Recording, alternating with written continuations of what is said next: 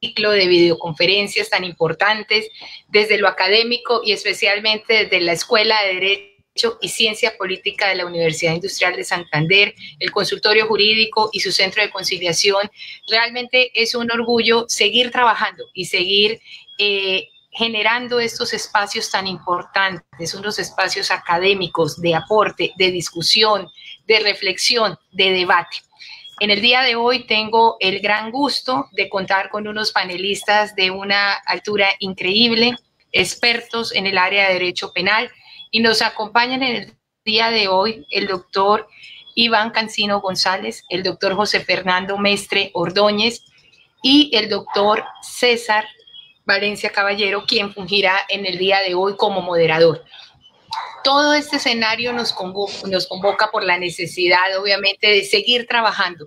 La academia es un agente muy importante y generar estos espacios desde nuestra alma mater, desde la Escuela de Derecho y Ciencia Política, ha permitido justamente llevar a nuestros estudiantes, a nuestros egresados, a nuestros colegas y a todo el público en general a que se interese por estos temas del derecho tan importantes. Bien, un saludo muy especial de parte de nuestro señor director de escuela, el doctor Javier Alejandro Acevedo, que por motivos personales en este momento no nos pudo acompañar, tiene un cruce con otra reunión, pero si bien es cierto, señores panelistas, señores invitados, les extiende un saludo muy especial y de igual manera al doctor Valencia, quien muy amablemente fungirá en el día de hoy como moderador en este espacio. Sin más, el derecho a la impugnación especial o doble conformidad judicial en Colombia es el tema que nos ocupa en el día de hoy. Y pues, doctores, tienen ustedes la palabra. Bienvenidos. La Universidad Industrial de Santander, la Escuela de Derecho, les agradece totalmente el haber dispuesto sus agendas para compartir sus criterios, sus posturas, sus debates, etcétera, justamente en estos temas tan importantes. Mil gracias. Doctor César Valencia, tiene usted la palabra y estaremos muy atentos a aprender y a seguir en esta área del derecho tan importante. Muy amable. Bienvenido. Bien, doctora Clara, muchas gracias. Muy buenas noches para todos y para todas. Buenas noches a las directivas de la Universidad Industrial de Santander, a nuestro director, el doctor Javier, a la doctora Clara, nuestra coordinadora del consultorio jurídico. Un saludo especial y cordial y de agradecimiento a nuestros panelistas, el doctor Iván Alfonso Cancino González y el doctor José Fernando Mestre Ordóñez. Hoy vamos a pasar una noche espectacular, una noche de mucha academia en un tema que está generando pues bastante discusión precisamente por esto, como lo indicó la doctora Clarita, el derecho a la impugnación especial o doble conformidad judicial. Bien, como mi función es moderar y obviamente los protagonistas son los dos ponentes excelsos que hemos traído el día de hoy, simplemente en tecnología, y arrancaremos para colocarnos a tono con estas temáticas.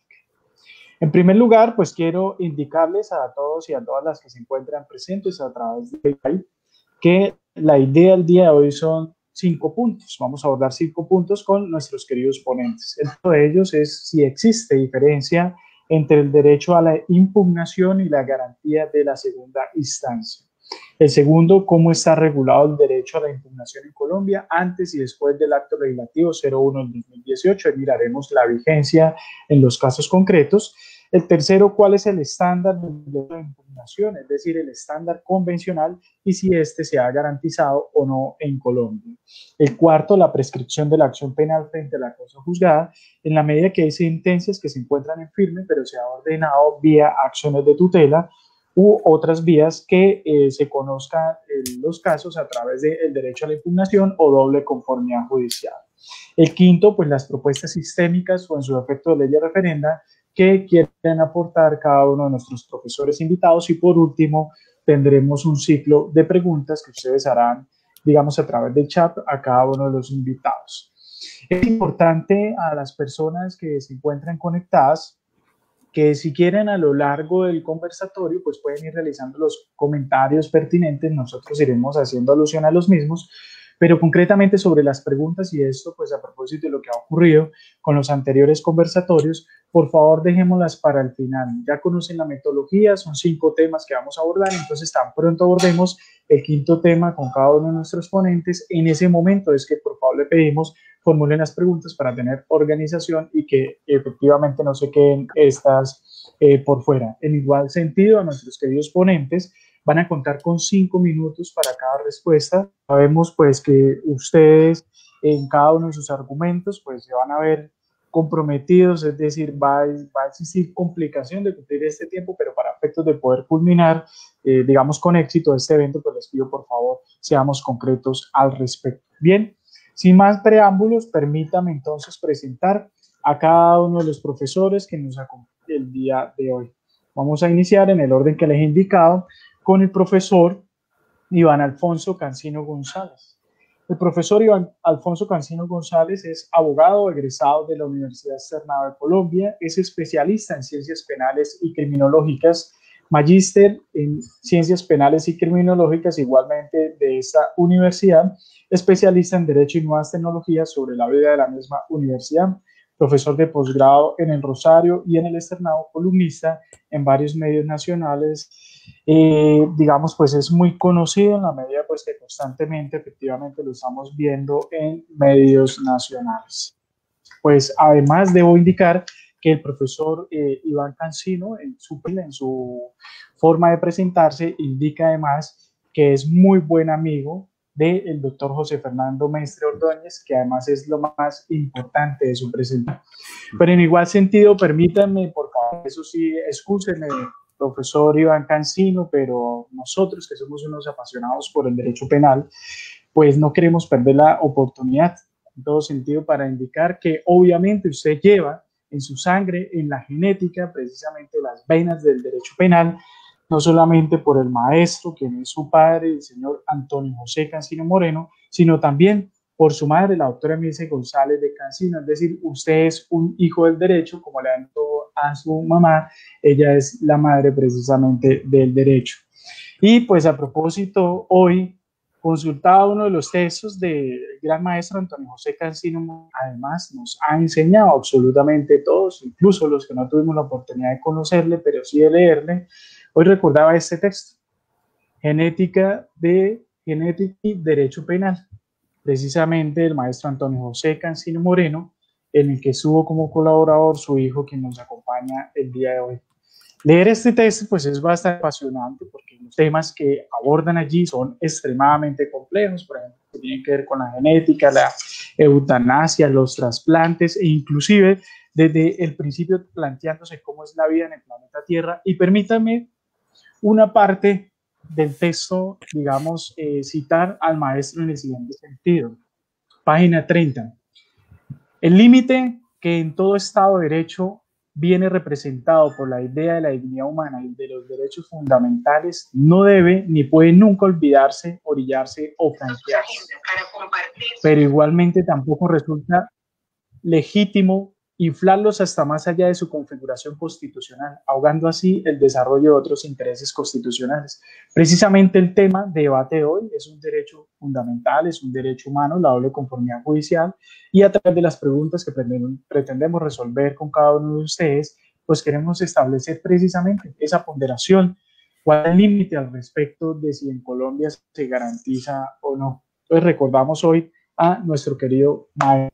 En igual sentido, les voy a presentar al profesor José Fernando Mestre Ordóñez. El profesor José Fernando Mestre Ordóñez es abogado javeriano, doctor cum laude en Ciencias Jurídicas de la Pontificia Universidad Javeriana, director del Departamento de Derecho Penal de la Universidad Pontificia Universidad Javeriana, profesor de pregrado y posgrado de las Universidades Javeriana, Andes, Rosario y Bolivariana, autor de los libros La adopción del principio de oportunidad y la discrecionalidad para acusar, y diversos artículos, conferencias y ponencias, miembro de los Institutos Colombiano y Iberoamericano de Derecho Procesal de la Academia Colombiana de Jurisprudencia, del Colegio de Abogados Penalistas y de la Comisión Asesora de Política Criminal del Estado Colombiano, director del Centro de Estudios en Criminología y Victimología de la Universidad Javeriana, con juez de la Sala de Instrucción de la Corte Suprema de Justicia, abogado litigante y asesor en asuntos de derecho penal y disciplinario, socio de Mestre Mendieta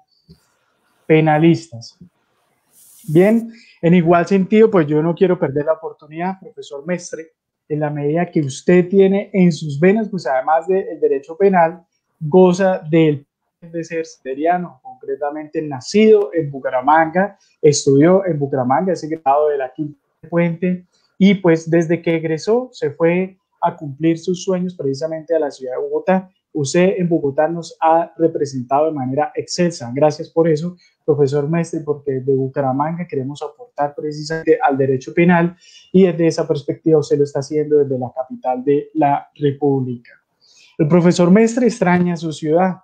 Él dice que Bucaramanga es la ciudad más maravillosa de todas. En igual sentido, hoy consultaba un foro javeriano que se dio el 7 de mayo del 2016. Es un profesor muy allegado a sus estudiantes lo quieren mucho, pero además voy a citar qué indicaba este profesor frente a la entrevista que le hacían sus estudiantes. Indicó: soy un profesor claro, exigente y todo, pero no un cafre, un poquito cacarero, pero es que la vida está llena de cáscaras que tenemos que aprender y a manejar como abogados.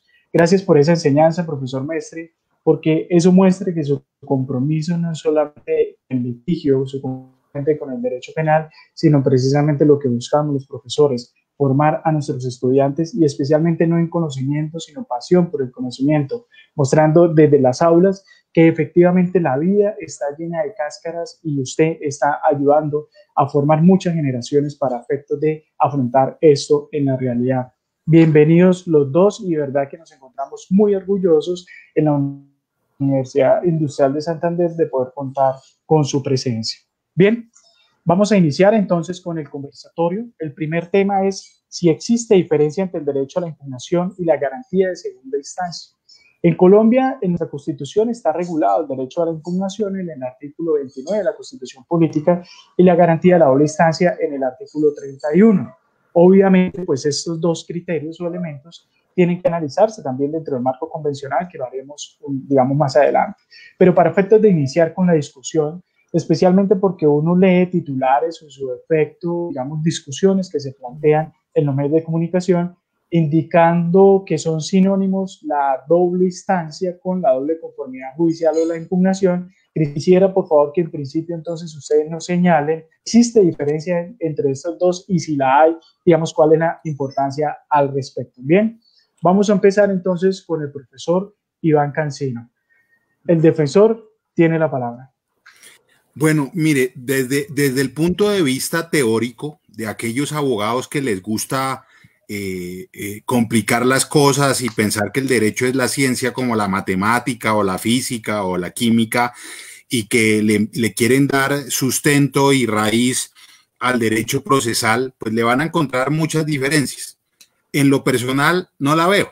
Puede ser un tema de género o especie, en el sentido de que puede ser la impugnación el género y la doble instancia la especie. Desafortunadamente esta discusión, que es más que todo teórica y que la han llevado a la práctica, pues sirvió para ese horror de sentencia que sacó la Corte Constitucional en la tutela de Andrés Felipe Arias. ¿Qué es lo que dicen las personas que encuentran una diferencia? La primera es la regulación. Además, en la parte dogmática de la Constitución, los artículos que van primero tienen más peso, lo cual daría mucho más fundamento a lo que le digo de género o especie.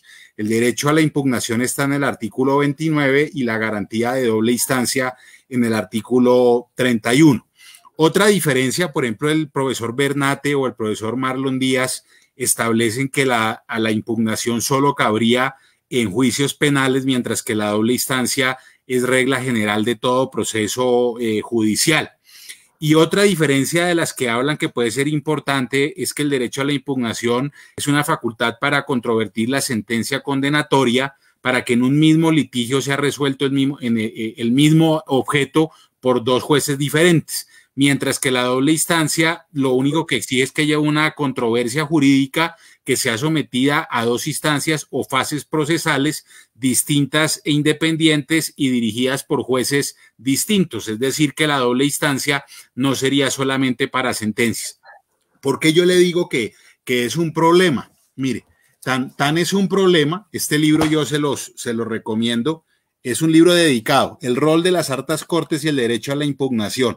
En Perú no se han puesto de acuerdo todavía, por ejemplo, y la mayoría dice que es un tema terminológico y que la diferencia entre ambas cosas ha servido es para desconocer ese derecho y esa garantía. Y más adelante, sencillamente, creo que tendremos la oportunidad. Usted va a ver, por ejemplo, que en la mayoría de decisiones de los tribunales internacionales, en la Convención Interamericana de Derechos Humanos, en el Pacto Internacional de Derechos Civiles y Políticos, en la Convención Americana, en la Carta Africana y en el Sistema Europeo de Derechos Humanos, en todo se habla de derecho a recurrir el fallo, no diferencia. En cambio, la Carta Africana, en su artículo 7º, es la única que habla de derecho a la apelación y no el derecho a recurrir. Entonces, yo creo que aquí desde la parte teórica uno le puede encontrar muchos fundamentos y muchas diferencias, pero creo que lo mejor sería tratar esto como género y especie, porque si los diferenciamos de una manera diferente, se presta, como lo explicaremos y lo debatiremos más adelante, para una sentencia horrorosa, como la que sacó la Corte Constitucional en el caso de la tutela de Andrés Felipe Arias. Bien, muchas gracias, doctor Cancino, por su respuesta. Entonces, lo que podemos concluir es que desde esta perspectiva encontraríamos una diferencia, si se quiere, de naturaleza teórica, pero desde el punto de vista material tendríamos que entender una relación de género y de especie. Realmente es una muy buena proposición al respecto. Pero siguiendo con esta discusión, entonces, doctor Mestre, permítame hacerle la pregunta de una manera más sugestiva para efectos de establecer de si usted comparte las afirmaciones que ha hecho el profesor Cancino. Podríamos afirmar, o es incorrecto, esto está sujeto a la discusión, que el derecho a la impugnación o de conformidad judicial es un derecho exclusivo de la persona condenada, es decir, de la persona condenada por primera vez independientemente de la instancia, y que el derecho a la doble instancia realmente equivale a un derecho que tienen las partes para que sea conocido por, digamos, valga la redundancia, por otro tribunal o otro juez distinto. Tiene el uso de la palabra, doctor Mestre, para efectos de que reflexione al respecto. Muchísimas gracias, César. Un cordial saludo a usted, a mi gran amigo Iván y a todos los que nos están oyendo, que estoy, como he dicho varias veces, muy feliz de ir, aunque sea virtualmente, a mi tierra querida, a mi Bucaramanga. Pero me queda debiendo la invitación no virtual, ¿no? Bueno, el tema es, tal vez, como lo dice Iván, se ha generado a partir de, yo creo que es un problema digamos, de avances jurisprudenciales, de cómo se ha ido desarrollando la cuestión a lo largo del tiempo. Porque, pues, si a uno le preguntaban, le hacían esta pregunta hace 10, hace 15 años, seguramente, pues, uno decía, no hay muchas diferencias. Sin duda, uno impugnar, hay varias fórmulas. Por ejemplo, la reposición es una impugnación, la casación es una impugnación, obviamente la apelación es una impugnación, que da lugar a la doble instancia. Y en ese orden de ideas, pues, el derecho a la doble instancia está relacionado con el derecho a apelar. Sí, digamos, está por ahí más o menos la cosa. ¿Cuál es el asunto? En nuestra Constitución se plantea que en principio debe haber dobles instancias o doble instancia para todas las decisiones judiciales, salvo que la ley disponga lo contrario. Eso es lo que dice el artículo 31. Con lo cual, la doble instancia además no necesariamente es producida en virtud de una impugnación, es decir, de un acto de una de las partes solicitando que la decisión sea modificada o revocada, sino que puede ser oficiosa, es decir, lo que llaman la consulta, pero que la ley lo puede limitar. Primer tema. Y en el artículo 29 se menciona como componente al debido proceso el derecho a impugnar la sentencia condenatoria. Entonces, siempre se había enseñado esta cuestión cuando se habla de la doble instancia, que la doble instancia, pues sí, es una garantía, pero que se puede limitar por ley, salvo en el caso de las condenas penales. En el caso de las condenas penales, no se puede limitar ni siquiera por ley, ¿sí? Esa es como una excepción, digamos, a la garantía de la doble instancia. Y esa excepcionalidad, esa condición particular de la posibilidad de impugnar la sentencia condenatoria y de generar esa segunda revisión que implica la doble instancia, ha venido ganando autonomía argumentativa, pero realmente estamos dentro de la misma garantía.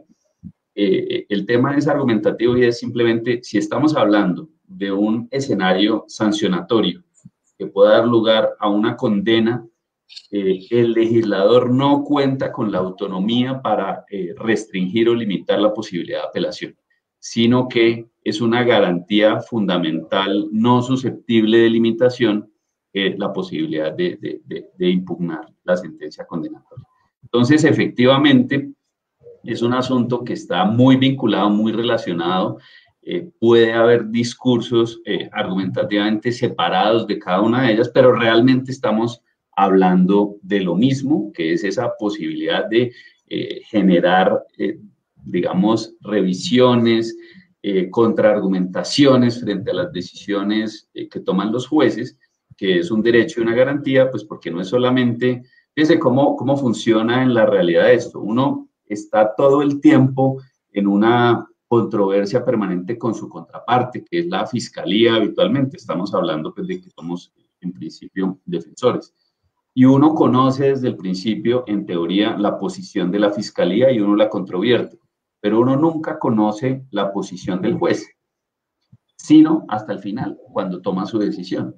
Entonces, nunca la ha controvertido, nunca ha conocido los argumentos que puede tener el juez que no están de acuerdo con los que uno está planteando, y entonces por eso es que se concede esta garantía. La posibilidad de controvertir, de contraargumentar, siempre debe existir, y entonces por eso se plantea como un derecho autónomo específico el de impugnar la sentencia condenatoria, que es un desarrollo o una cuestión paralela a lo que se ha entendido como la garantía de la doble instancia. Entonces yo creo que el asunto va por ese lado y es por donde ha generado las discusiones actualmente en la jurisprudencia, que se presentan, insisto, como separados, pero que técnicamente hacen parte de la misma garantía y situación.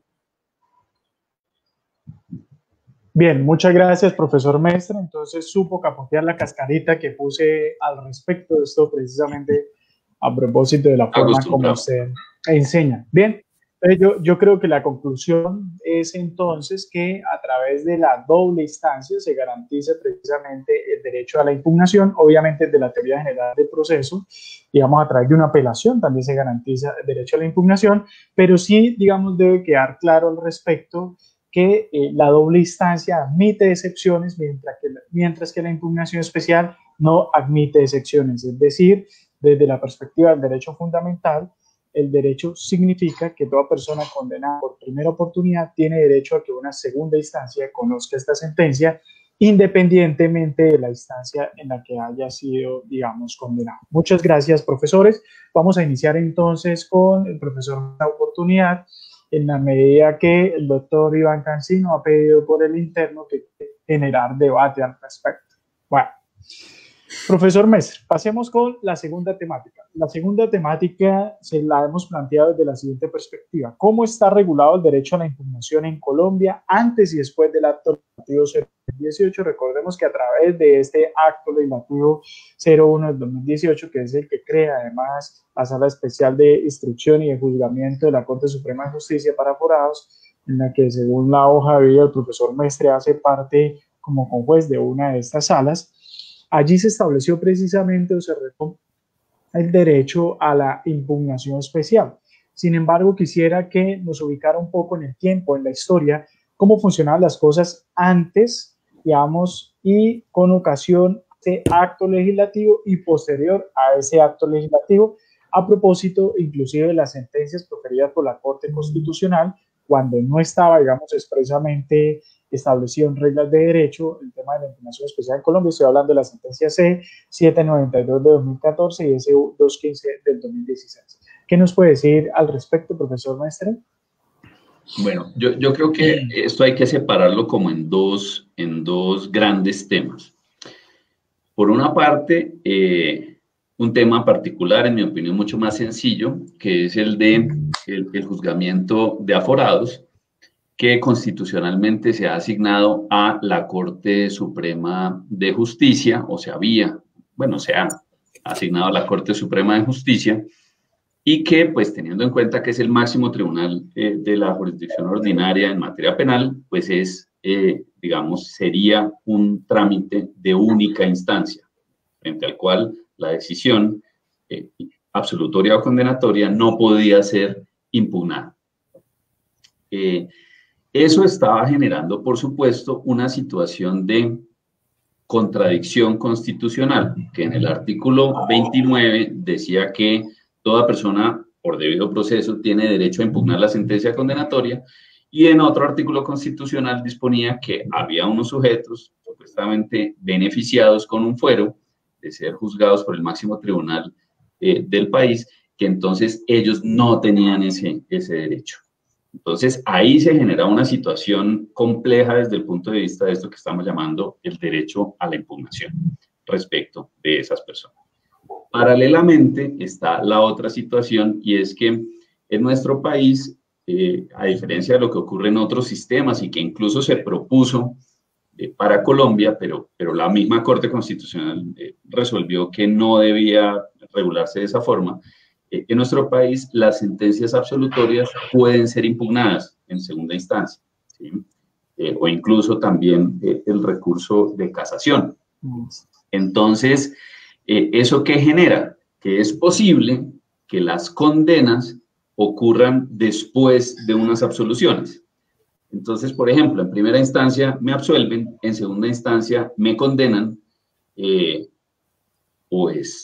no se dio lugar a la posibilidad de, comillas, apelar la sentencia condenatoria, a pesar de que es una garantía fundamental, porque, pues, digamos, no cabe apelación respecto de la apelación, principio general, y en la doble instancia, pues, son solamente dos instancias, en fin, y por eso es que se genera esa autonomía argumentativa del derecho a la impugnación, porque no estamos hablando de la doble instancia, sino es la posibilidad de impugnar la sentencia condenatoria. Si ella se produce por primera vez en la segunda instancia, pues entonces hay que habilitar otra instancia, y es más o menos el asunto. Más complejo todavía cuando hubo absolución en primera y segunda instancia y la condena se da en casación, o cuestiones que también ocurren con aforados que tienen su primera instancia en los tribunales y segunda instancia en la Corte.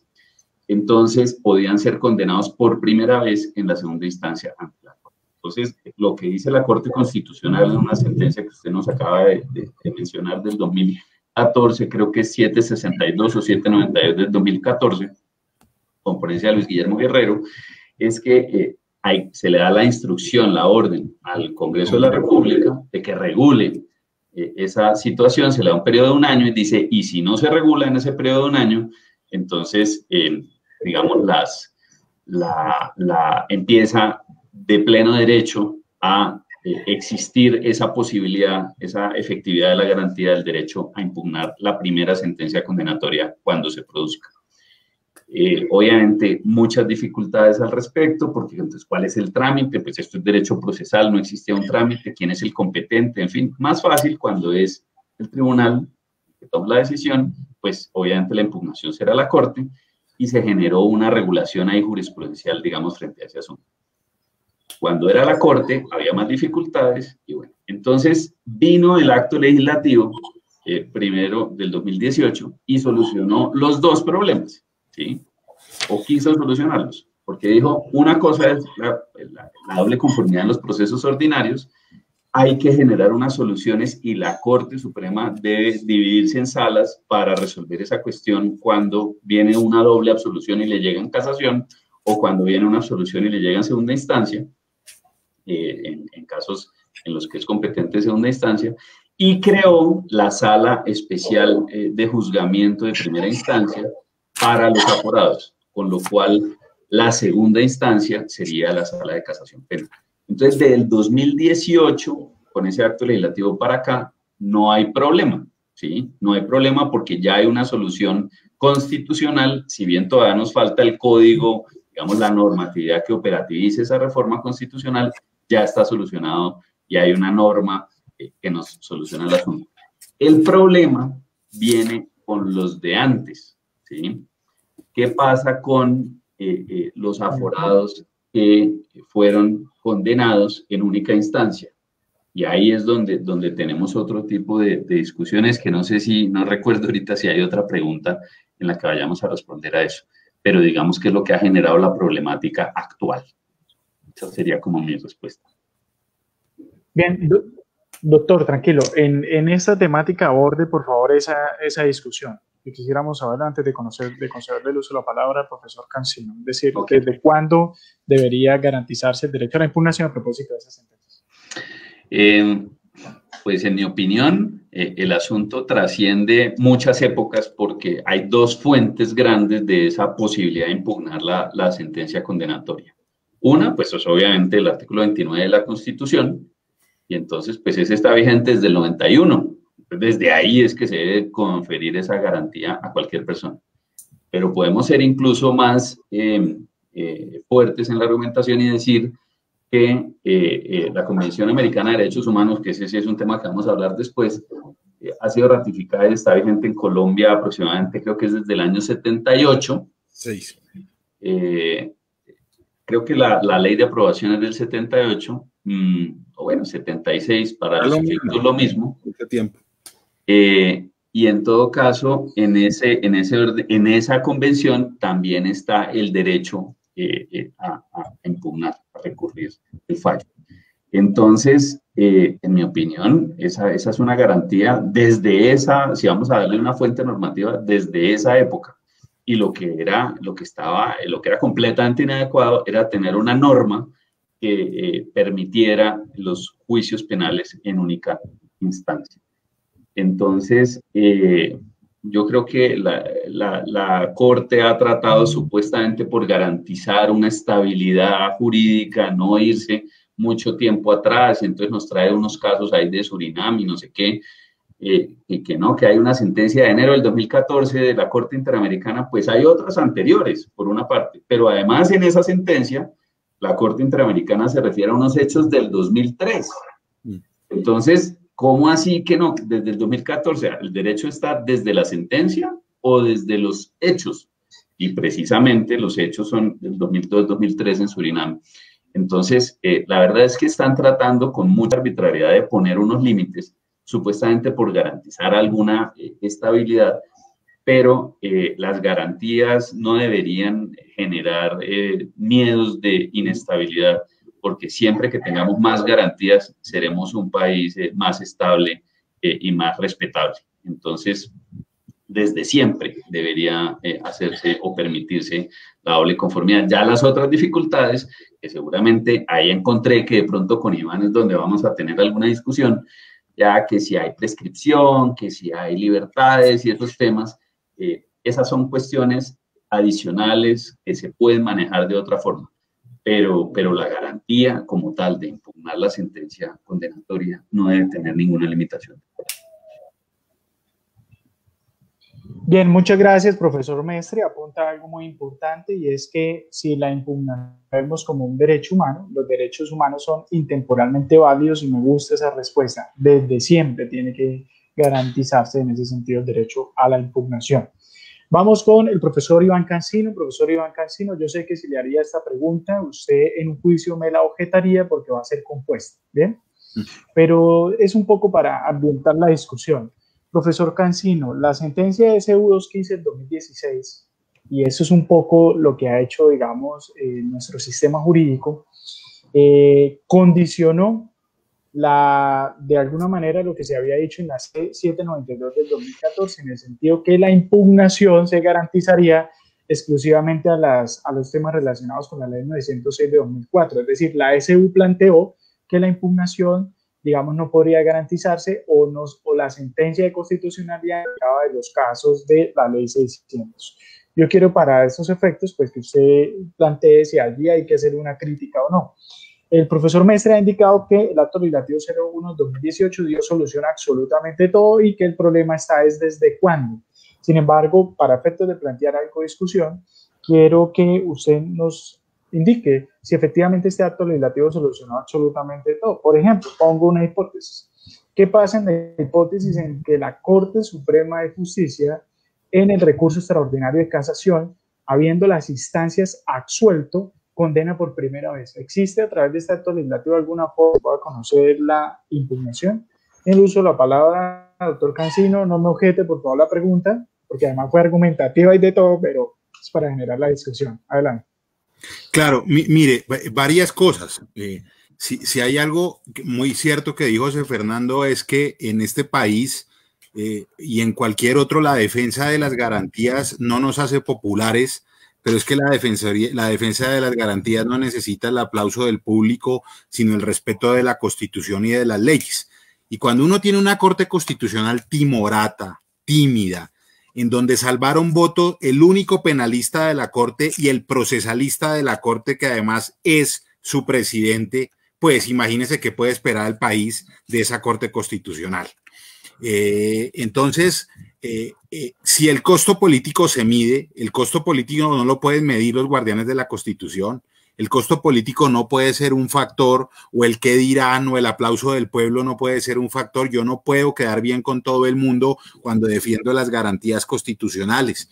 Más adelante las personas lo agradecerán cuando le toque a ellos, cuando lo entiendan, cuando le toque a un familiar regularlo.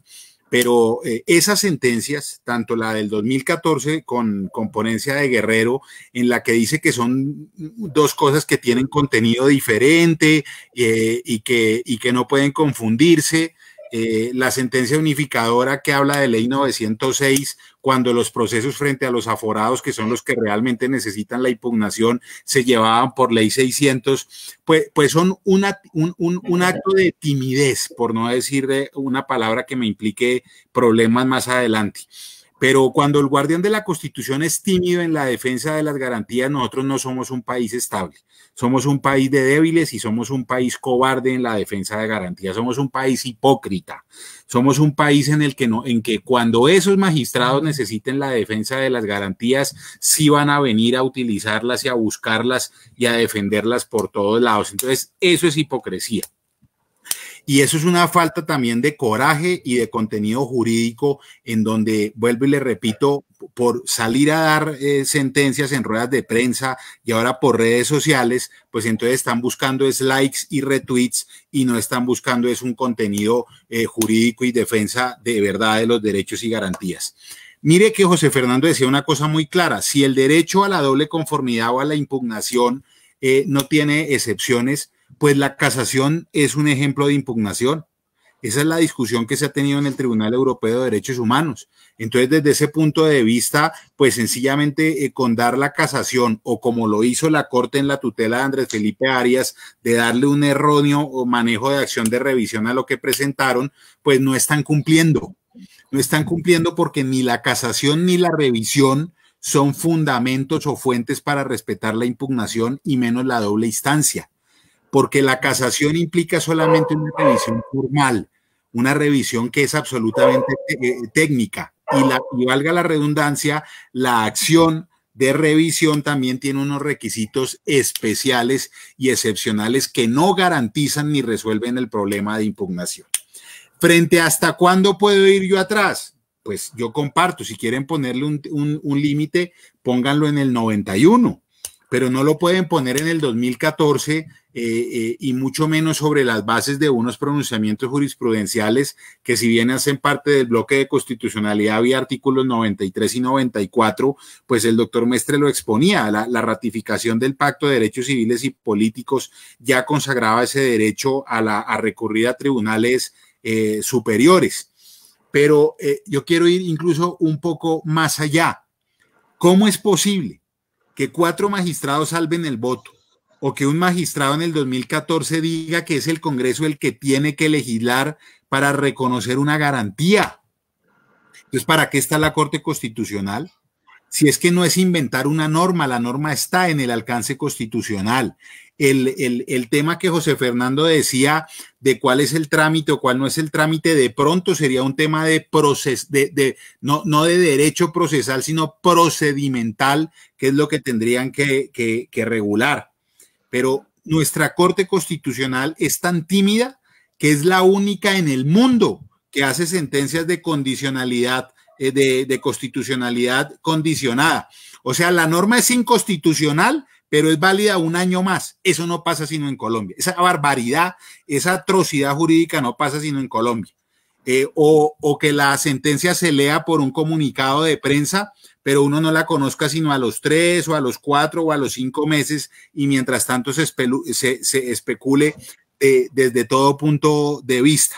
Pero le voy a decir una cosa, muchos litigantes como yo, cuando condenaron a congresistas por procesos, por ejemplo, de parapolítica, antes del 2018, ya habíamos presentado el recurso de apelación a la Corte Suprema y la Corte Suprema lo había negado diciendo que era única instancia. Entonces, las personas que presentamos esa apelación y que dejamos marcado el camino, no vamos a tener derecho porque supuestamente solo empieza a operar a partir de un 2014 o un 2018. No, eso no tiene ningún sentido. A las garantías no podemos ponerle límite. Lo que pasa es que es el miedo al tema que vamos a discutir ahora, que es el de la prescripción. Y ahí es donde le da miedo a la Corte Constitucional. Y vuelvo y le repito, yo no tengo pelos en la lengua. No puede tener uno magistrados de la Corte Constitucional que tengan timidez. Y vuelvo y le repito, el único penalista de la Corte Constitucional, José Reyes, el único procesalista neto de la Corte, Alberto Rojas, salvan voto diciendo que el Congreso tiene que regular un derecho constitucional que además se podría solucionar por vía de favorabilidad.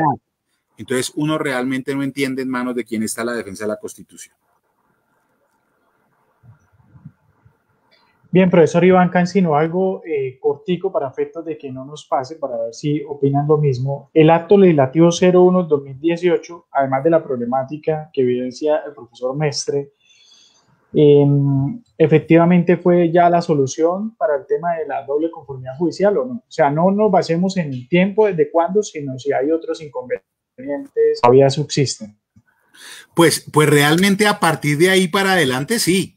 No va a tener ningún problema porque hay una sala de instrucción, como lo explicó el doctor Mestre, una sala de instrucción que además da risa, ¿no? Porque está conformada por magistrados auxiliares de los que van a conocer su segunda instancia. Entonces, una solución urgente que tiene que haber en Colombia es quitar que los magistrados se elijan a sí mismos, sino tiene que haber un concurso de méritos que sea público porque es el yo con yo. El magistrado auxiliar de segunda instancia ahora es el magistrado titular de primera instancia. Eso no garantiza la imparcialidad en absolutamente ninguna parte del mundo. A mí me hace reír porque era como, perdón, rápidamente, una vez en Bucaramanga, yo creo que los que litigan allá lo sabrán, apelé una decisión de una señora jueza penal y a la salida me dijeron, oye, ¿y usted es que es bobo? ¿Para qué apela eso? Le dije, no, yo no sabía que no se podía apelar a la señora. Me decía, no, gran pendejo, es que el esposo es magistrado del tribunal. ¿Cómo es posible que haya primera y segunda instancia en el tribunal y en el juzgado de Bucaramanga y de Santander? Y la excusa es, no, es que si sube y le toca al marido se declara impedido. Sí, al marido que juega golf en Ruitoque con los otros magistrados sábado, domingo, lunes, martes, miércoles, que comen en los mismos restaurantes y que van a hacer mercado juntos. Es un país donde realmente nosotros no tenemos una garantía. Entonces, a partir del acto legislativo, claro, pero ¿y lo que viene de atrás? ¿Cómo?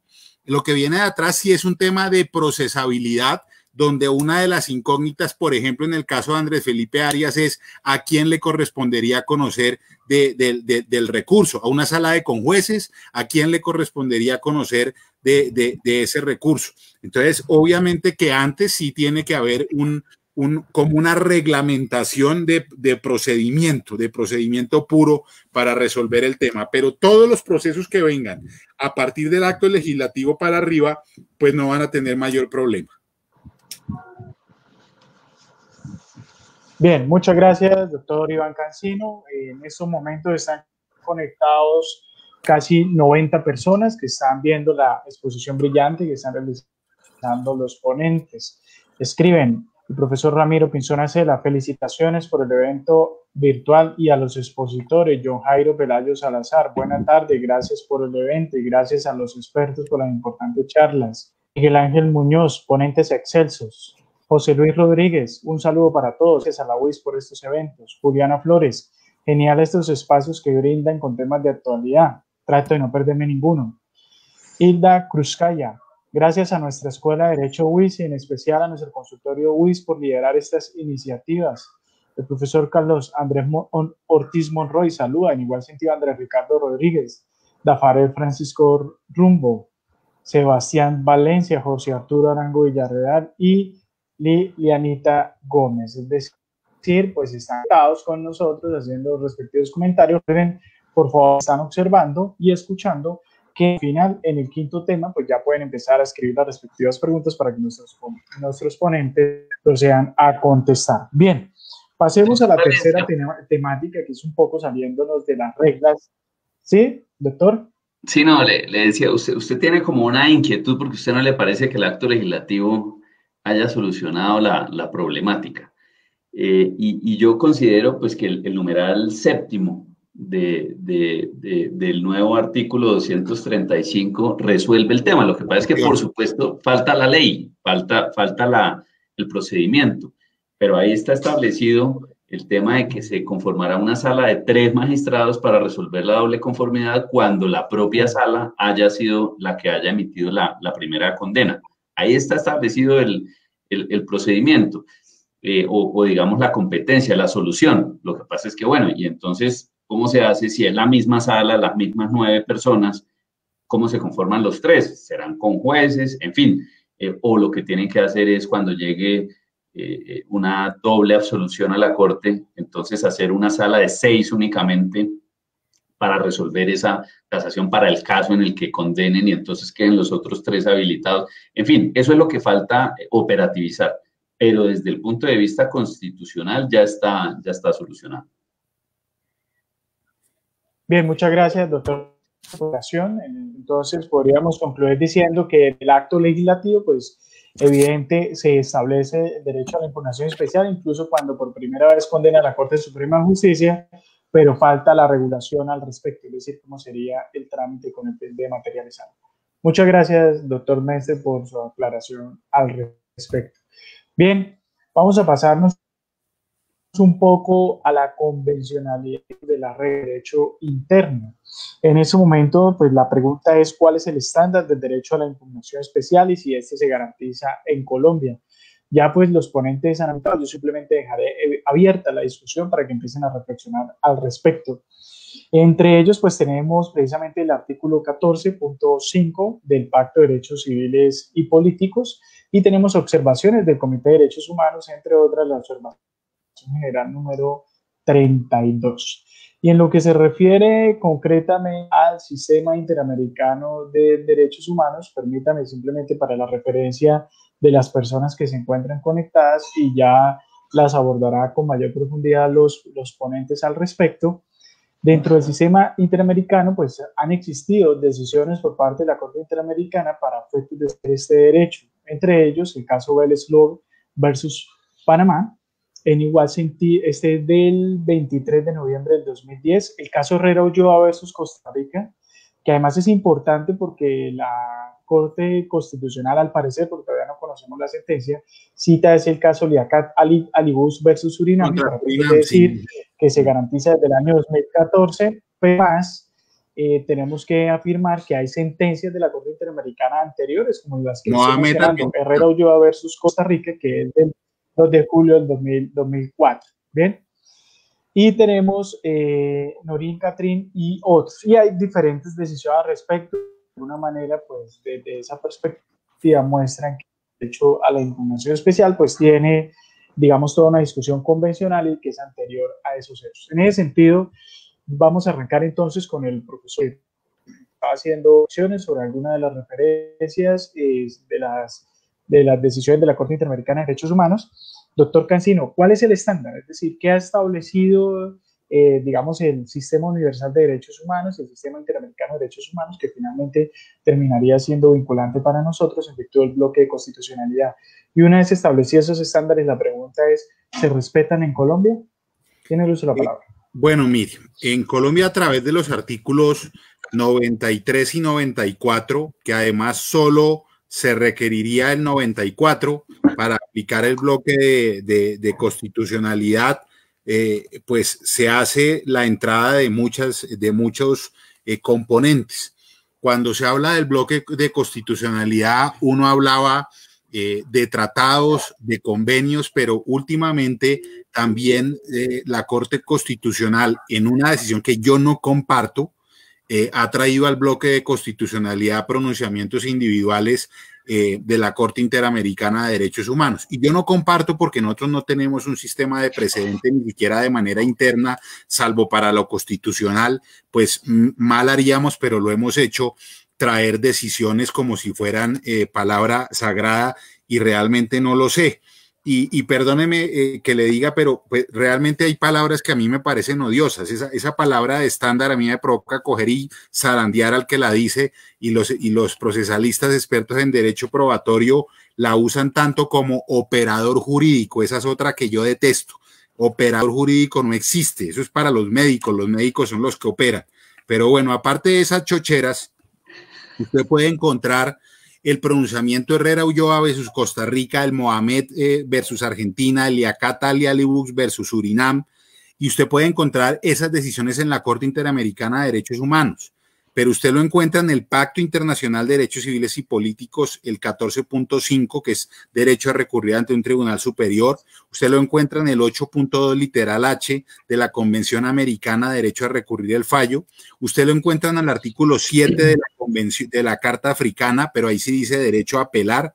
Usted lo encuentra en el Convenio Europeo, específicamente a partir del caso Ekbatani en 1988, en donde si bien no habla expresamente de la doble conformidad o la doble instancia, sí deja claro que el proceso no acaba en la primera instancia, y obviamente que vienen todos los casos del Tribunal Europeo de Derechos Humanos que han sido, digamos, bandera, por ejemplo, el caso Pesti y Frodi, que es austriaco, o los casos franceses Loenwood contra Francia y de Perú versus Francia, en los que se establecía lo que le decía, aquí se dice que quedó subsanado el derecho a doble conformidad o a impugnación porque la decisión del Tribunal Superior francés o del Tribunal Superior austriaco culminaban en una casación de la Corte. Y dicen, no señor, la casación, aunque es un recurso, no se puede comparar con una impugnación o doble conformidad porque es muy restringido. Entonces, si usted mira esos patrones o esos precedentes que existen en los tratados y en las convenciones, pues nosotros los hemos ido trayendo y los hemos interiorizado dentro del proceso penal y en general dentro de todos los procesos. ¿Qué otra circunstancia yo les puedo llamar la atención? Lo que decía José Fernando al principio, una de las diferencias que han querido crear es que la doble instancia puede tener excepciones y que el derecho de impugnación no llega a tener ninguna excepción o ninguna excepcionalidad. Yo de la lectura del bloque de constitucionalidad no veo esa diferencia. Por esas razones que le manifiesto que no la veo. Es más, la ley 906 de 2004 estaba llena de normas que no dejaban apelar y la Corte Suprema de Justicia reiteró palabras más, palabras menos, que era una violación a ese derecho de apelar.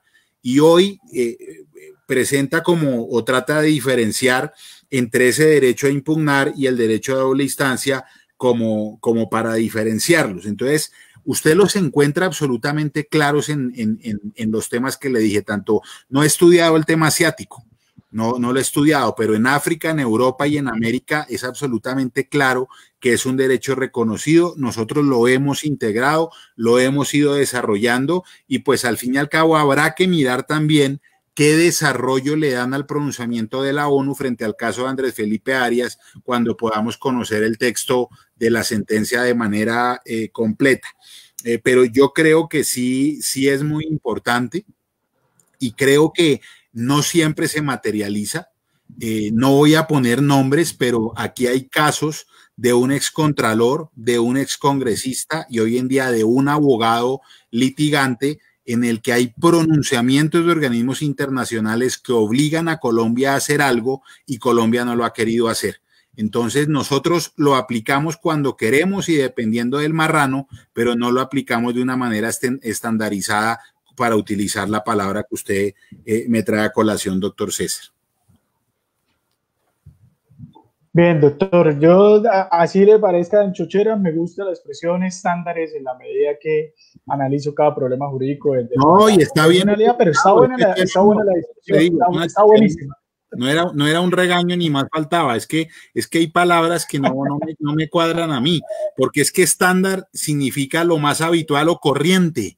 Y a mí me parece que las garantías no son algo corriente, son algo mucho más importante. Y el segundo significado es que sirve de patrón, modelo o punto de referencia para medir o valorar cosas de la misma especie. Entonces no me cuadra dentro del derecho esa palabra. Y vuelvo y le repito, eso de usuario de la justicia u operador judicial, pues también me parece supremamente odioso, pero es un tema mío, ni más faltaba, bueno, profesor Valencia. Una sacudida de razonamiento probatorio. Pero bien, doctor Mestre, por favor, a conciliar la situación. Doctor Mestre, ¿usted qué le parece el tema del estándar convencional al respecto? Es decir, ya obviamente pues el doctor Cancino ha ubicado en el sistema interamericano, también ha hecho alusión al sistema europeo, también al sistema africano y el sistema universal. Podemos precisar un poco desde el sistema, digamos, llamémoslo así, internacional de protección de derechos humanos, digamos, ¿qué efectivamente podría ser vinculante? ¿Qué puede ser hard law o soft law? En la medida pues que el doctor Cancino está haciendo alusión a algunas opciones del comité. ¿Realmente eso resulta ser vinculante, por ejemplo, para el Estado colombiano? Tiene uso la palabra, profesor Mestre. Muchísimas gracias. Bueno, esa es la ventaja de uno invitar a Iván, que tiene la diversión garantizada siempre. Todos tenemos chocheras, Iván, y está bien. Esa del operador jurídico me ha puesto a pensar, y siempre que digo operador jurídico pienso en Iván, y entonces trato de cambiar la expresión. Pero la del estándar, lo que pasa es que como se usa a veces es odiosa, pero es esa segunda acepción a la que se está refiriendo. Es un patrón que está establecido desde fuera, internacionalmente, y al que, digamos, debemos relacionar y aplicar incluso a veces directamente internamente. A ese segundo significado es al que se refiere. Yo creo que, sí, la palabra estándar es simplemente una inclusión a veces, digamos, una traducción tal vez mal hecha, pero son esos patrones, esas garantías establecidas a nivel internacional. Entonces, ¿qué pasa con el supuesto estándar convencional? Yo soy también, como veo por parte del doctor Cancino, considero que ese tema de las sentencias, plantear uno que el bloque de constitucionalidad está compuesto incluso por sentencias, es inadecuado y nos genera muchas de las discusiones en las que estamos ahora precisamente en este tema. La garantía está en la convención, no en las sentencias. Lo que pasa es que, por supuesto, las sentencias ayudan a desentrañar, a interpretar el alcance de la garantía y digamos, se encuentran criterios y argumentos que le pueden servir a uno para su aplicación. Pero la garantía está en la convención. El artículo 8 de garantías judiciales, numeral segundo, literal H, dice expresamente, no hay que interpretar nada, que hace parte de las garantías judiciales de las personas el derecho a recurrir el fallo ante un juez o tribunal superior. Entonces, pues, ¿para qué necesitamos sentencias de nadie? O ¿sí? Ni de la Corte Interamericana, ni de la Corte Constitucional. No, ahí está la garantía, está señalado. Todos los que estamos en el sistema interamericano y lo hemos adoptado como, digamos, regla jurídica, tenemos ese derecho. ¿Desde cuándo? Pues desde que está adoptado, porque yo soy un poco positivista, tampoco creo que sea un derecho natural, ¿cierto? Pero esa fuente está vigente hace muchos años, entonces tenemos ese derecho y ese es el comillas estándar. Ahí está la regla y es muy clara. Lo que pasa es que, digamos, en los temas de prevalencia constitucional y esa previsión y esa interpretación que ha tenido nuestra Corte, que es, digamos, habría que matizarla, pero en términos generales es comprensible, que no hay normas constitucionales contrarias a la Constitución y entonces pues la propia Constitución es la que establecía que era un juicio de única instancia, entonces pues, eso cómo iba a ser inconstitucional, en fin, esa es otra discusión. Pero la garantía convencionalmente está muy clara y no necesita ninguna interpretación. Por eso digo yo, salir con el cuento de que es que no, vamos a darle vigencia desde la sentencia contra el caso de Surinam en el 2014, es absurdo, porque la sentencia, la Corte Interamericana, lo que hace es dar aplicación a la garantía, está en la convención, no en la sentencia. Y entonces la fuente no es la sentencia, es la convención. Primera cosa. Y el otro tema, digamos, si esa es mi interpretación, pues usted verá mi respuesta en relación con el otro tema del comité y demás. ¿Qué es lo que pasa? Una cosa son las recomendaciones generales y otra las particulares, ¿cierto?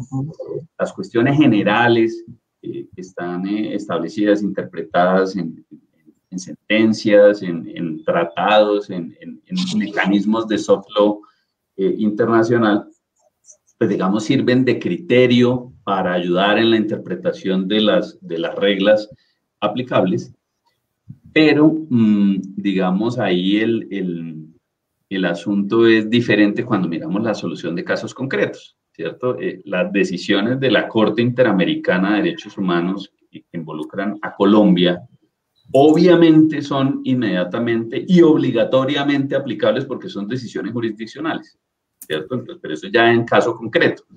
No me estoy refiriendo a el precedente o a la subregla creada jurisprudencialmente, sino a la decisión. Y pues en el Comité de Derechos Humanos de las Naciones Unidas, que no tiene ese carácter jurisdiccional, pues ahí está la discusión, pero cada vez más normativamente se va generando esa obligación. Lo que pasa es que tuvimos un grave problema en Colombia, Iván no me dejará mentir al respecto, y es que uno de los primeros casos en los que Colombia perdió en el Comité de Derechos Humanos una solicitud fue con, ya no recuerdo cuál, pero creo que fue Miguel Rodríguez Orejuela. Y entonces, pues Miguel Rodríguez Orejuela contra Colombia y ganó Miguel Rodríguez Orejuela.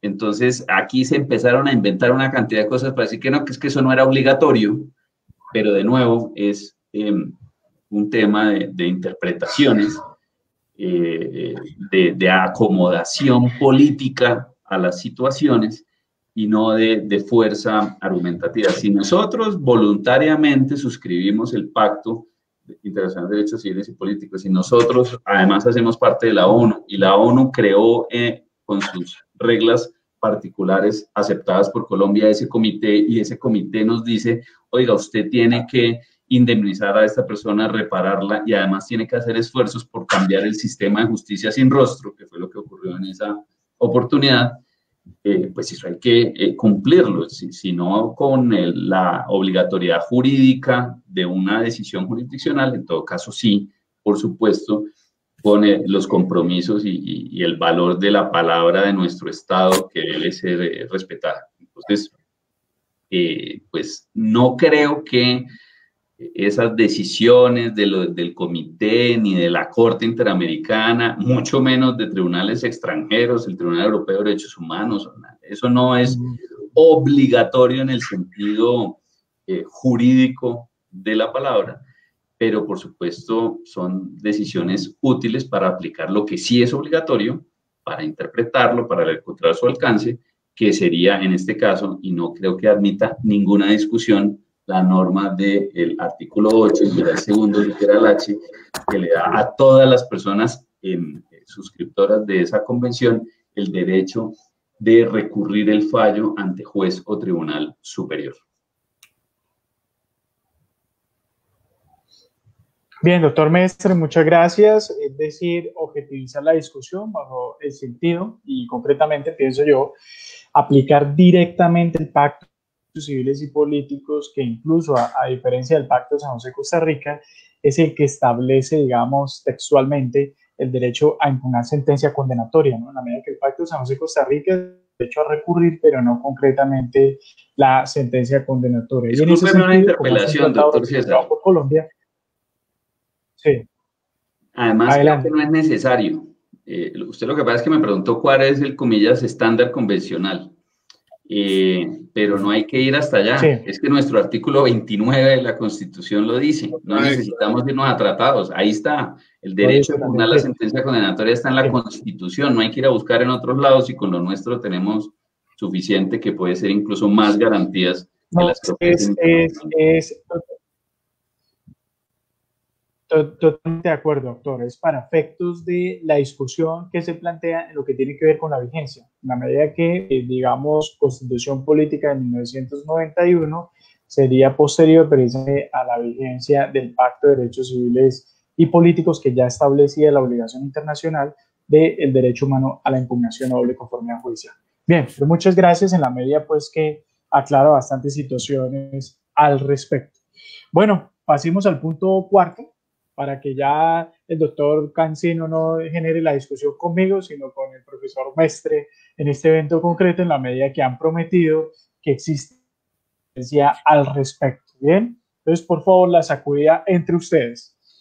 El cuarto punto tiene que ver con la prescripción, que obviamente, digamos, pues es lo que actualmente genera mayor discusión al respecto, prácticamente, digamos, con las decisiones en los que se ha dispuesto a través de sentencias de naturaleza constitucional, sentencias CEO, respecto a las sentencias de tutela, que se garantice el derecho a la impugnación especial en casos que ya estaban en firme, ¿bien?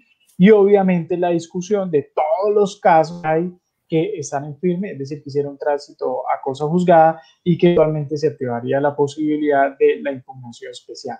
Si ello es así, es decir, si ya tenemos una sentencia en firme que hizo tránsito a cosa juzgada, ¿qué sucede cuando se activa la posibilidad de la impugnación especial? Esta impugnación especial implica que no cuenta en términos de prescripción o eventualmente, permítame la expresión, se restablecen los términos y desde esa perspectiva podría estar en riesgo la prescripción de los casos en los que no se garantizó la impugnación especial a tiempo. Vamos a empezar entonces con el profesor Mestre al respecto para generar la discusión. No, si quiere generar la discusión, empiece con Cancino. No, ya le tocó a usted. No, él genera la discusión empezando, terminando, pero la genera, ¿no? Bueno, pues digamos, el asunto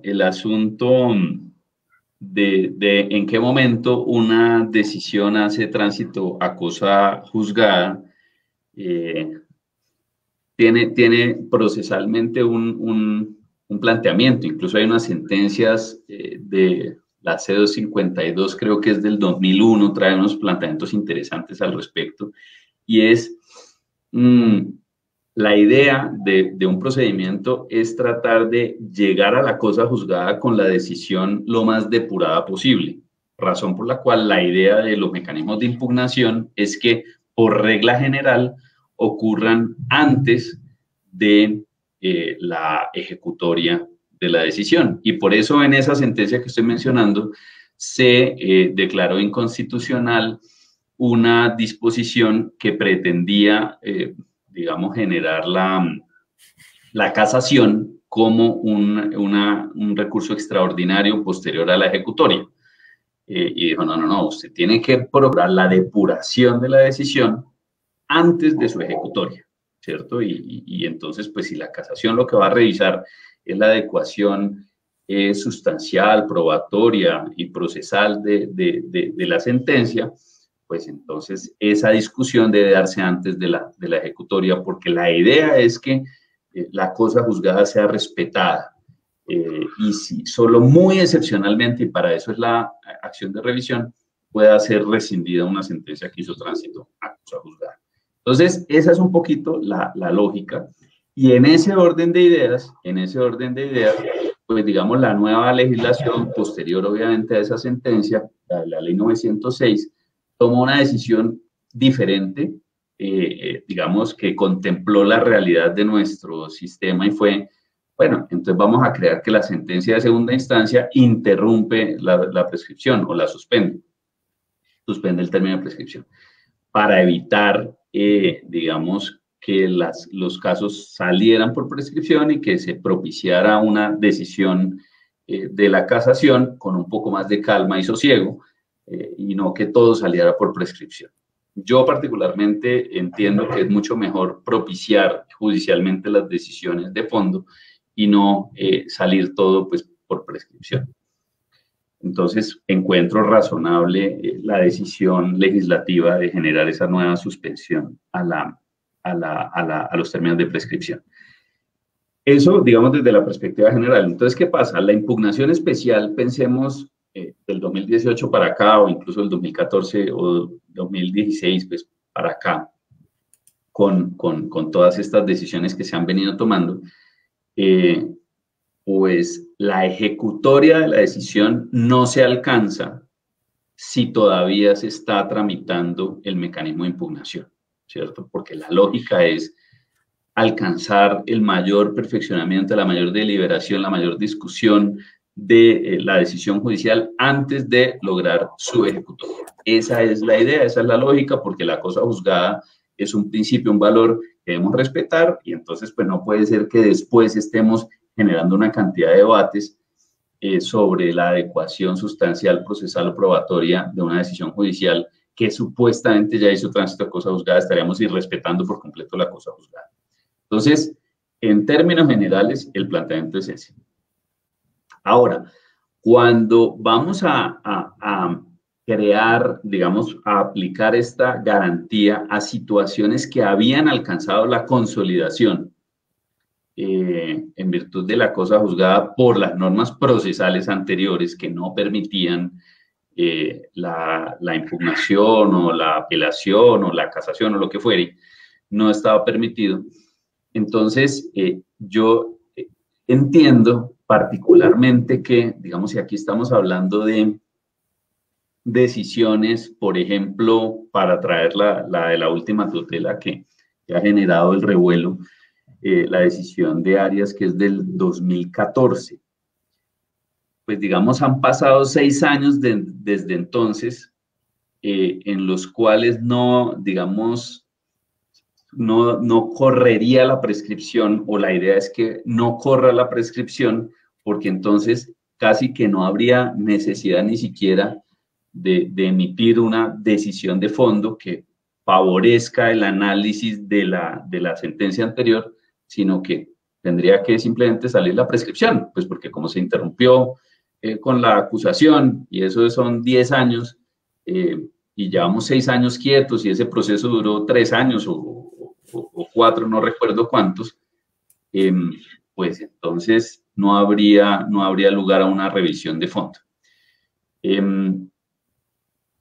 Esa situación excepcional considero que hace que no sea del todo negativo lo que se ha procurado, que es, vamos a dar una garantía del derecho a impugnar, a la doble conformidad, a que esa impugnación sea abierta y completa, es decir, en todos los escenarios, no restringida con las reglas de la casación, ni con las excepcionalísimas, todavía más excepcionales reglas de la revisión, que está diseñada para atacar decisiones que hicieron tránsito a cosa juzgada, sino ante la excepcionalidad de la situación, es una impugnación libre respecto de cualquier tema, pero sin que estén corriendo los términos de prescripción. yo no le veo problema constitucional a eso, porque considero que ante la situación extraña y exótica que se está generando, en la cual lo que se está es habilitando una garantía que efectivamente se debió haber habilitado muchos años atrás, pues entonces se va a tomar una decisión particular para que efectivamente haya una doble conformidad, es decir, las condenas se puedan volver a revisar impugnándolas por parte del sujeto pasivo de esa condena con total libertad, pero sin necesidad de que estén corriendo los términos de prescripción. Creo que además es consecuente con lo que opino de la intemporalidad de esa garantía, porque si lo podemos aplicar, esto que estamos diciendo, que se puede impugnar una sentencia condenatoria de aquellas proferidas en única instancia, que se haya proferido en el 2001, en el 98, pues entonces, si el hecho de erradicar esa impugnación habilita que corran los términos de prescripción, pues entonces inmediatamente todos quedarían absueltos. Y creo que no es el sentido de lo que queremos lograr. El sentido de lo que queremos lograr es la efectividad de la garantía de impugnación, de solicitar a un tribunal adicional que opere como segunda instancia, que revise una condena por consideraciones concretas desde el punto de vista procesal, probatorio o sustancial, para que la vuelva a revisar en su integridad y no que salga sin revisarla por asuntos de prescripción. Entiendo que es una cuestión compleja desde el punto de vista constitucional y que trata o podría parecer acomodaticia, pero es, digamos, generar la garantía principal, que es esa de la doble conformidad, y no darle un contenido de garantía prevalente al, comillas, derecho a la prescripción. Además, nos daría lugar a otra charla diferente. Y entonces, después pido réplica al doctor Cancino. No va a haber. Indudablemente, doctor Cancino, lo cierto, soy un garante de derechos, entonces va a tocar la réplica. Bien, entonces partimos de la idea que la posición del profesor Mestre es que no operaría en ese sentido la prescripción. Desde esa perspectiva, entonces, profesor Cancino, ¿qué opinión le merece al respecto esa posición y cuál sería su criterio? No, en eso sí. ¿Cuál sería el estándar, doctor Fíjese Cancino? que no va a haber réplica porque yo pienso igual.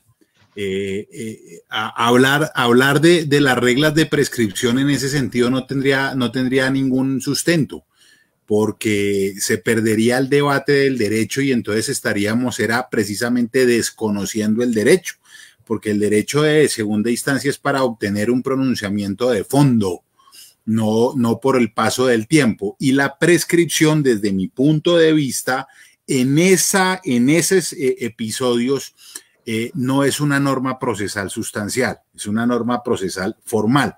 Entonces no tendría aplicación de favorabilidad. Lo que hay que hacer es lo que llevaba corrido de la prescripción al momento del fallo y una vez activado el otro momento, reabrirlo. Pero nuestra Corte Constitucional, al darle tratamiento de acción de revisión, equivocadamente también cerró esa posibilidad. Y en eso sí no estoy de acuerdo. Yo lo que sí estoy de acuerdo es que no ha corrido, por ejemplo, una condena de única instancia de 2013, que se reabre en el 2018, esos 5 años no cuentan. Empiezan a contar a partir de que se proceda a la tutela o la sentencia o la ley desde donde se dejaron en el 2013. Así que no hay mayor controversia porque yo estoy totalmente de acuerdo en lo que dice el profesor Mestre y no creo que valga la pena ahondar o profundizar más. Entonces no hay necesidad de la réplica tampoco, doctor Valencia. Muy bien. Se nos congeló el doctor Valencia. Bien. Al respecto, entonces, vamos a ver si yo comprendí bien.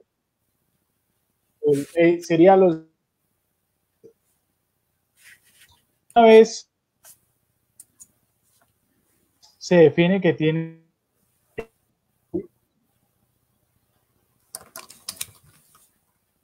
Bien, ¿me escuchan? Sí, señor, en este momento. Un poco entrecortado, pero sí.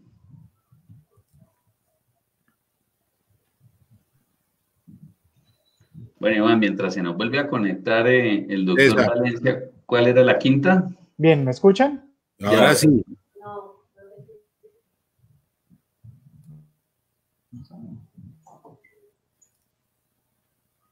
¿Ya me escuchan? Sí, señor.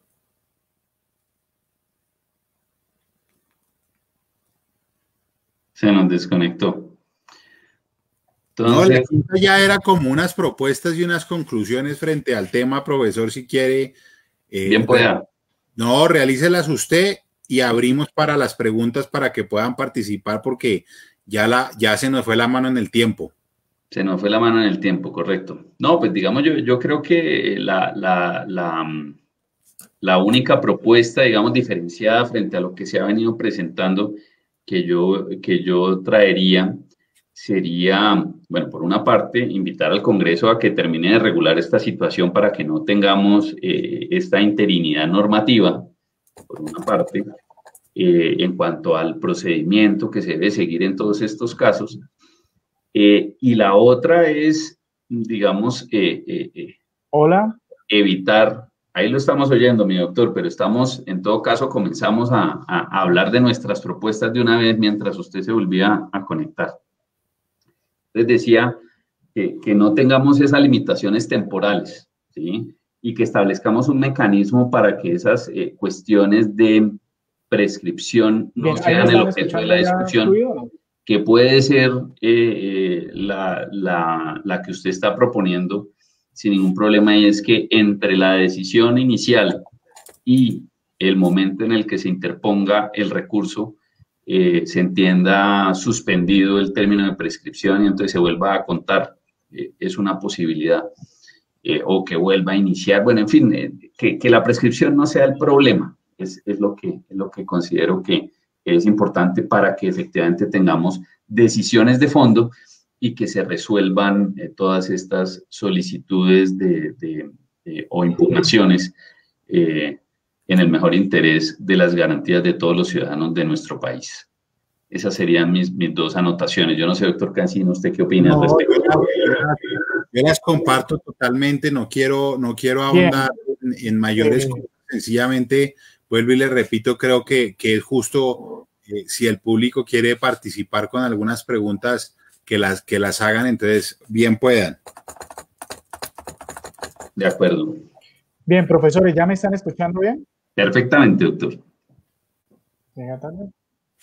Bien, gracias.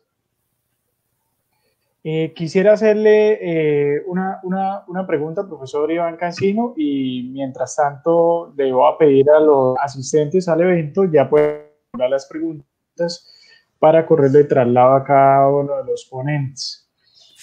Hace poco el doctor Rodrigo Primi pues planteaba una propuesta de ley referenda para ponerla, digamos, a discusión, y tiene que ver con, digamos, establecer la manera en que se cree como un tribunal especial que conozca de la doble conformidad judicial, y en ese sentido incluso se plantea los procesos contra aforados constitucionales podrían continuar, digamos, tramitándose en única instancia, y que al establecerse, digamos, ese tribunal que puede conocer eventualmente de la impugnación de esas sentencias, pues haría ese derecho humano. ¿Me parece esa propuesta, doctor Iván Cancino? Sí, me parece viable, no me parece, el profesor Uprímica es un hombre muy ponderado, hay muchas ideas que comparto, otras no tanto, pero creo que jamás dice algo descabellado y creo que tiene bastante soporte establecer sobre todo para evitar la controversia de si la Corte es la misma de antes, si no es la misma de antes, si son auxiliares, si no son auxiliares. Pues obviamente que eso también tiene ya una complicación burocrática, ¿no? ¿Quién los nombra, cuándo empiezan, cuánto ganan, dónde van a sesionar? Pero realmente la idea como idea no es mala y sería importante hacerlo.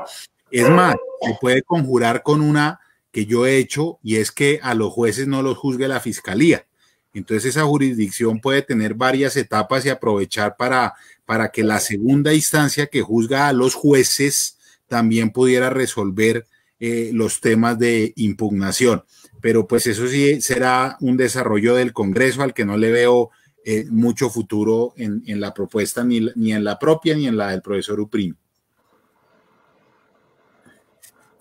Bien, muchas gracias. Profesor Mestre, una pregunta, pues me desconecté un poco con la discusión de la prescripción para efectos de entender si efectivamente hay unanimidad de criterio allí. Y es, el profesor Iván Cancino plantea que una vez se establezca, digamos, el derecho a impugnar de la sentencia condenatoria de aquellos casos que hicieron tránsito a cosa juzgada, es el término que duró desde la ejecutoria hasta que se activa la doble conformidad judicial se suspende y volvería a contar. Pero la pregunta sería un poco, ¿qué pasaría en los eventos en los que faltaba, por ejemplo, un mes, 2 meses, 3 meses, para efectos de que se declarara la prescripción? ¿Usted considera que en esos eventos, bajo su argumentación, realmente lo que habría allí es una suspensión o sencillamente no aplicaría término de prescripción? Esa es la pregunta, profesor Mestre.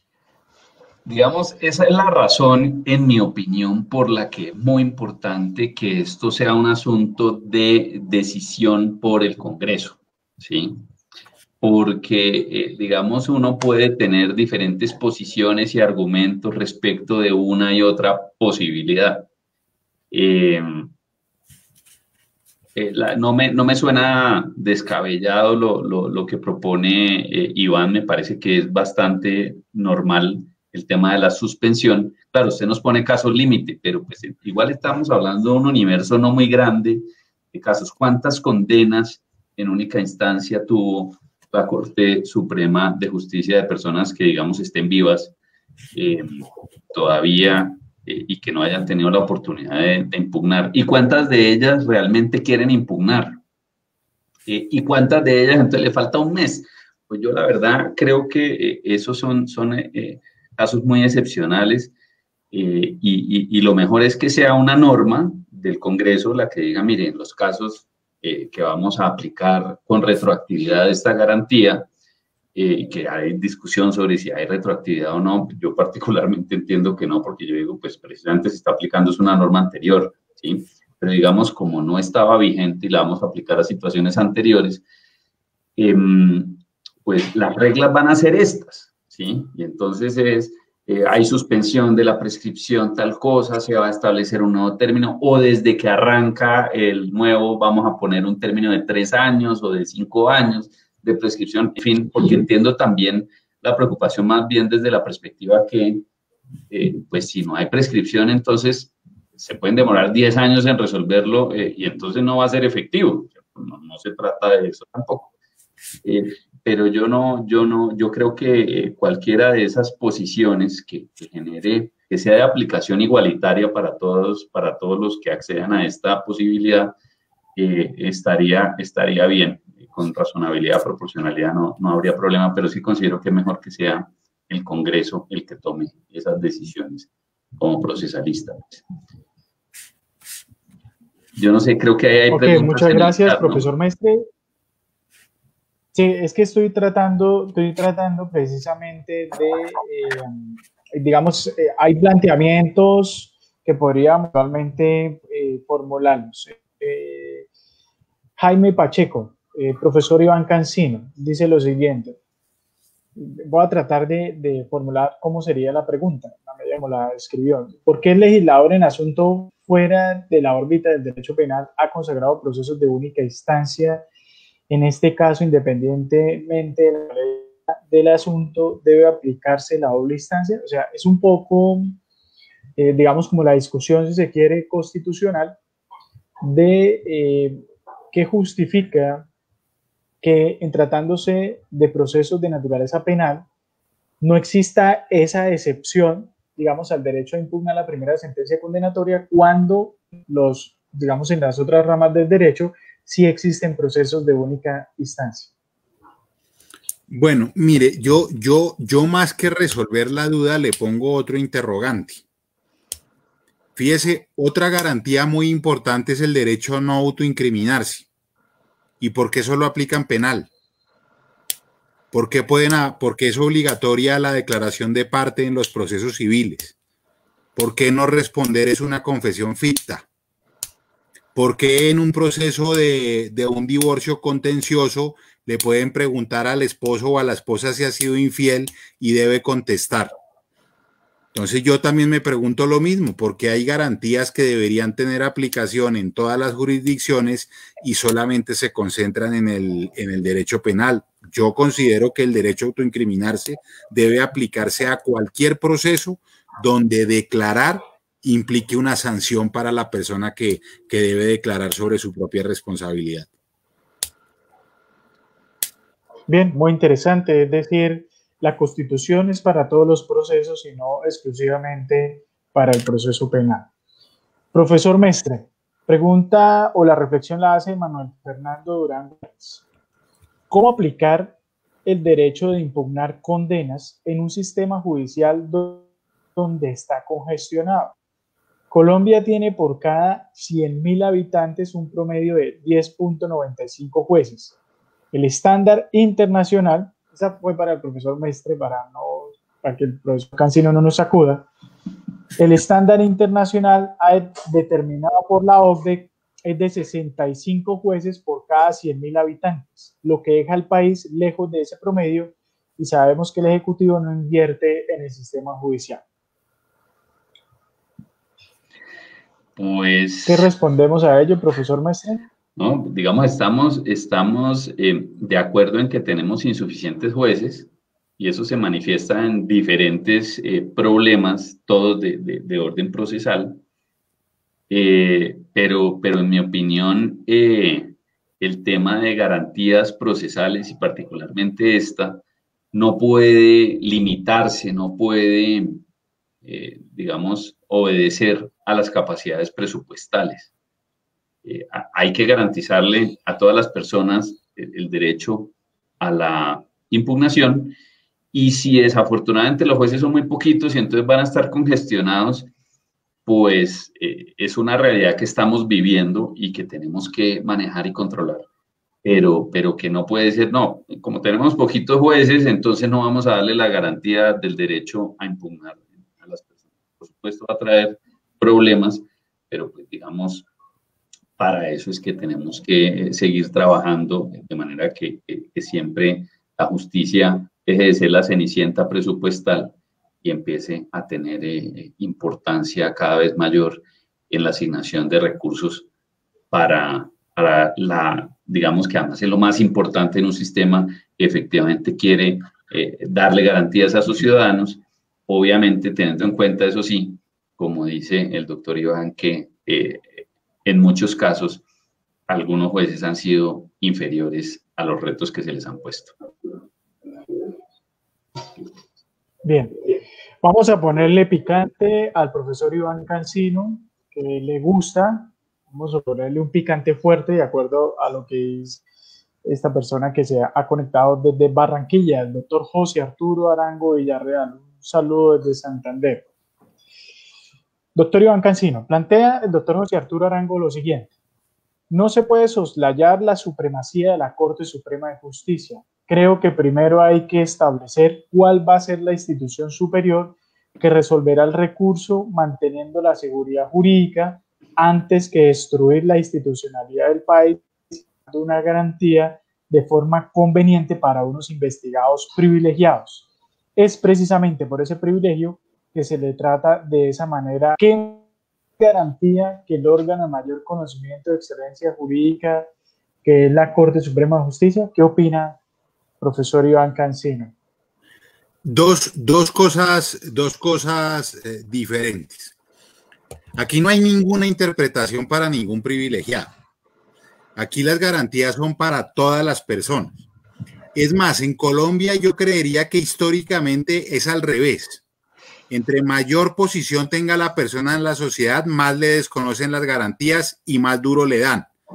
Esa historia durante mucho el tiempo que el derecho penal era para castigar a los menos favorecidos y para premiar a los poderosos, ya no es tan cierta. Eso incluso muchas veces es al revés. Hay personas en procesos que no son mediáticos, con delitos muy graves, a los que no se les dicta una medida de aseguramiento porque la corte mediática no ha pedido la cadena perpetua o la pena de muerte o el encarcelamiento para siempre del ministro o del director de una entidad financiera. Así que ese discurso de que el derecho penal es clasista ya no cabe en Colombia. En lo que sí estoy de acuerdo con el abogado litigante en Barranquilla es que en Colombia la primera reforma que se necesita es que la Corte Constitucional sea el tribunal de cierre. La Corte Constitucional no puede estar a la altura de la Corte Suprema, del Consejo de Estado o del Consejo de la Judicatura. En cualquier país del mundo, la Corte Constitucional, la que interpreta la Constitución, está por encima en la pirámide de las demás. Así que en eso estoy absolutamente de acuerdo. Nosotros estamos en mora de que la Corte Constitucional esté de primera y sola en la cúspide de la pirámide. Pero yo dejo una reflexión. Aquellas personas que han sufrido la calumnia, aquellas personas que han sido cuestionadas públicamente por el ejercicio de la profesión, doctor, son las que más deberían defender las garantías. Aquellos que las han sufrido deberían haber aprendido la lección, pero veo que muchos no la han aprendido aún. Bien, muchas gracias, profesor Iván Cancino. Vamos a hacer una última pregunta, profesor Mestre. A ver, que la tenía por acá. La pregunta la hace Dafarel, que estaba conectado.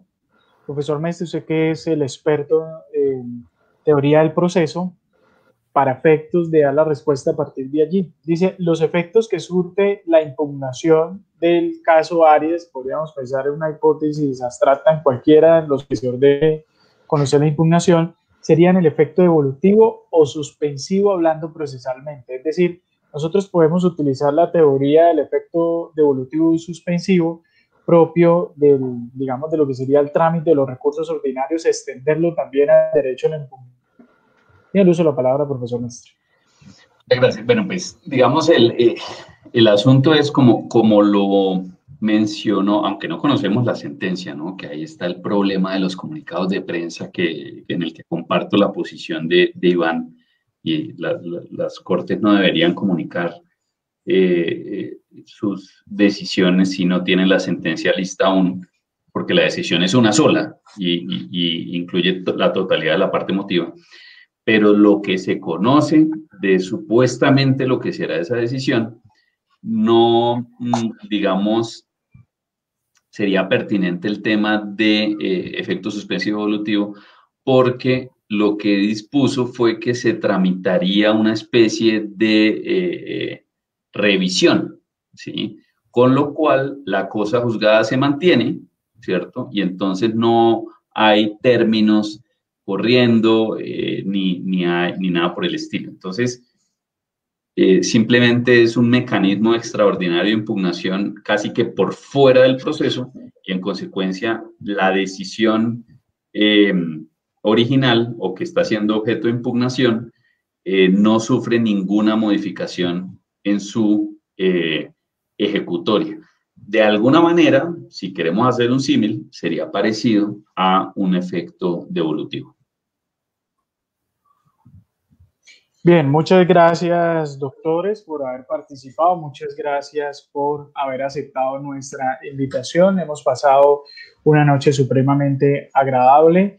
Existen, digamos, diferencias de conceptos. Sin embargo, hemos observado que los panelistas están muy unidos en la temática.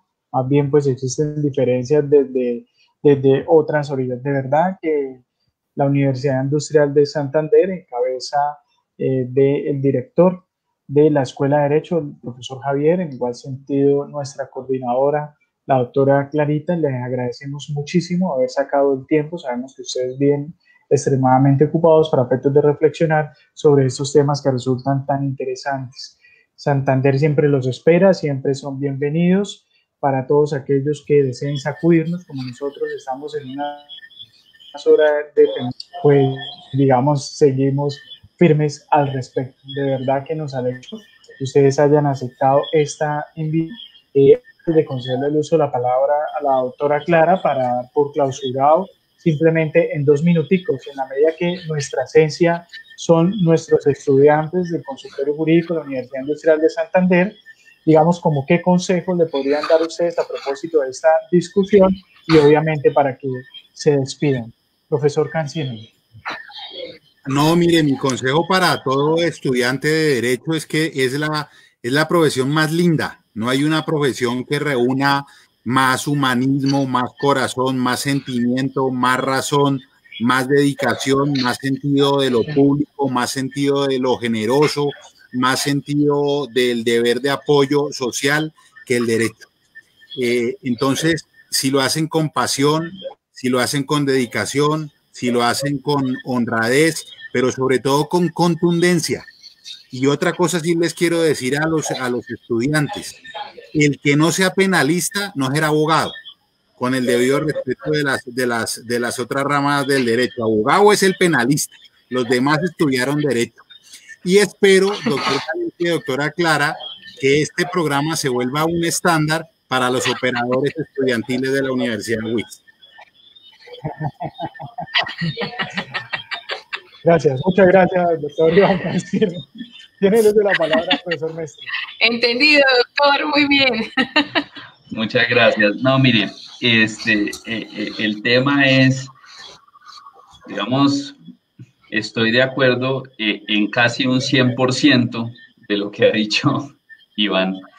El tema de estudiar derecho y ser abogado realmente es una bendición, es una experiencia maravillosa de vida, y sigan motivados porque ser abogado, ejercer el derecho genera múltiples satisfacciones.